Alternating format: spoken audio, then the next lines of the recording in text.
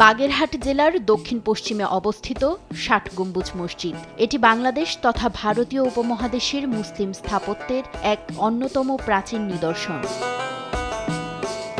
মসজিদটির গায়ে কোনো শিলালিপি নেই।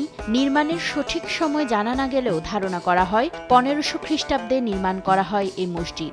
নাম ৬০ গম্বুজ হলেও এর গম্বুজের সংখ্যা আসলে ৭৭টি।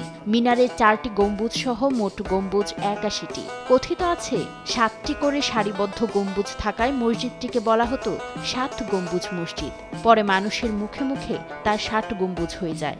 আবার কেউ কেউ মনে করেন গম্বুজগুলো ৬০টি স্তম্ভের উপর অবস্থিত বলে নাম ৬০ গম্বুজ মসজিদ। প্রতি বছরই রমজান ঘিরে মসজিদে থাকে নানান আয়োজন। এটা বিশ্ব ঐতিহ্যের একটি অংশ, ওয়ার্ল্ড হেরিটেজ। এটা জাতীয়ভাবে এবং আন্তর্জাতিকভাবেও বাগেরহাটকে রিপ্রেজেন্ট করে। বিশেষ করে রমজান মাসে এখানে অনেক সংখ্যক মুসল্লিদের দেখা যায় যারা এখানে ইফতারি করে। এখানে বাইরে থেকে যারা আসে তাদের ইফতারি ব্যবস্থা আছে, তারাবিতে অনেক উপস্থিতি হয়। এরপরে ২ ঈদে তো মানুষের ব্যাপক চাপ। এই মসজিদের পশ্চিম পাশে রয়েছে ঐতিহ্যবাহী ঘোড়াদিঘি। বাগেরহাট জেলার বেশিরভাগ খালবিলের পানি লবণাক্ত হলেও এই দিঘির পানি সুপেয় এবং মিষ্টি, তাই দিঘিটিকে অনেকে পবিত্র মনে করেন।